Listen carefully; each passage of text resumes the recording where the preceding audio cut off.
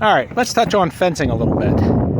I figured after yesterday, today would be a good day to do that. So starting up where I have my feeders right now, and I shuffle everybody around like most do, but just an idea what I had, or what I have.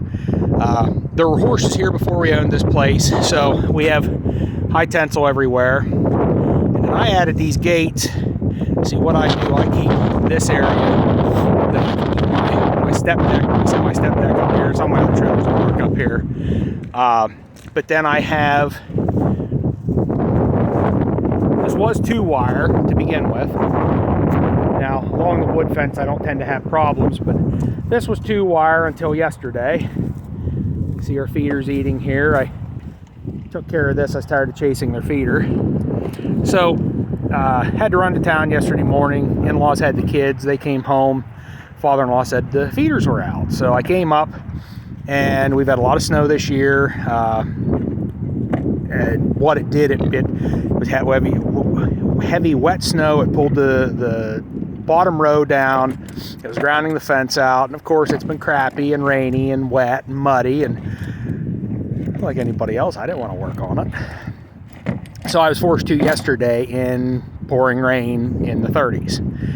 So the wife and I came out and tightened the fencing up, and these guys are currently arguing because I gave them some yogurt with supper. They're seeing who can get the most. So we came out, tightened everything up. Now, Tractor Supply, at least our local one, doesn't have these for the wire rope, but I found Rural King does. So I've been swapping over to these. These little connectors right here are super useful. Let me see if I can get it on camera. Ah, there we go. Okay. So you just pull your rope back around, and then I tie one between each one, so all three are hot.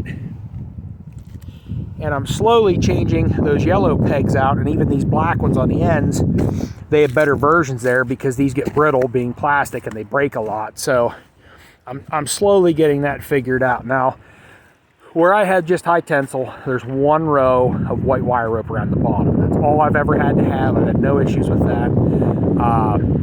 With these guys here, I usually run 2 or 3 strands when there's nothing else next to it. And then over there, you'll see Sam the mower.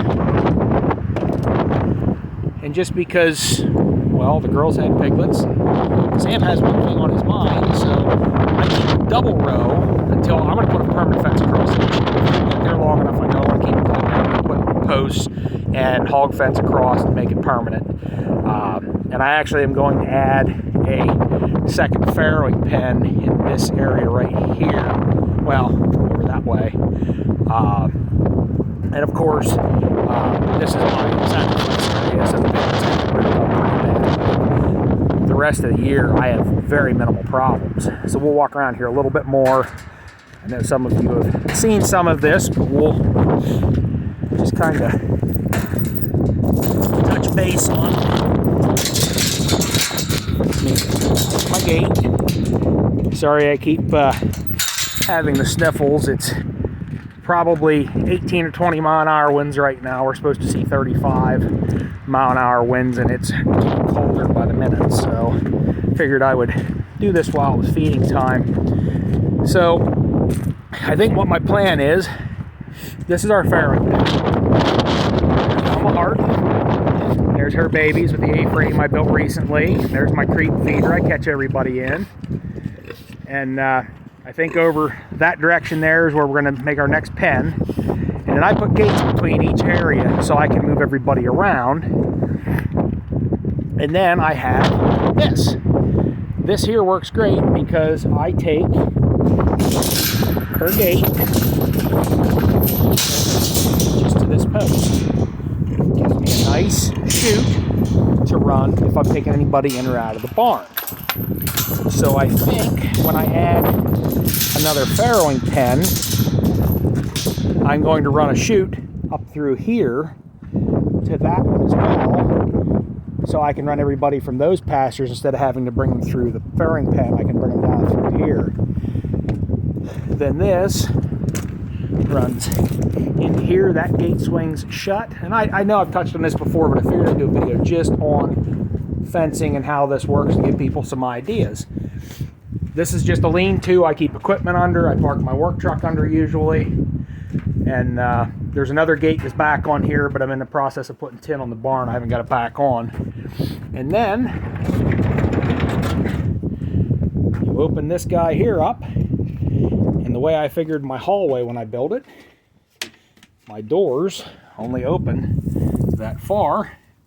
So when I walk somebody in, they walk right into whichever stall I want them in. I have two dry stalls here. Everybody's doing well. We put some dirt in here for the babies to root in, so we didn't have to give anybody iron shots. They're a little over 2 weeks. It's been cold, rainy, wet, snow. They're all doing wonderful. Hers are 4 weeks old today, and they are plump and doing well. So we were hoping to tag them and get better pictures yesterday, but the weather just didn't cooperate. So the farrowing pen, to touch on that again, I know most of you love my creep feeder, and it is set up with this rope and that pin, and all I have to do is pull on that, and that drops down. I feed the piglets inside of there. They get used to it. Easy way to catch, tag, castrate, whatever you want to do. I actually castrate them right over the side of it. I pick them up, pull their legs right over the side, and do it there. So, but the whole farrowing pen, we did in hog panels, but I still run a hot wire around the bottom, just because generally when everybody leaves here, they are wire trained and they are nipple trained. There would be Sam. Sam's all hopped up on testosterone. And that would be Sam's area there, and you can see all the more. He basically paces right here where everybody's at, but usually he walks all around. So I hope this helps. And people have asked to see a little more in depth of my fencing setup, and it's ever changing as we find things that work and don't, but so far the way it's set up works very nice. We just need a second and possibly a third farrowing area depending on if we decide to add another sow. So hopefully this helps.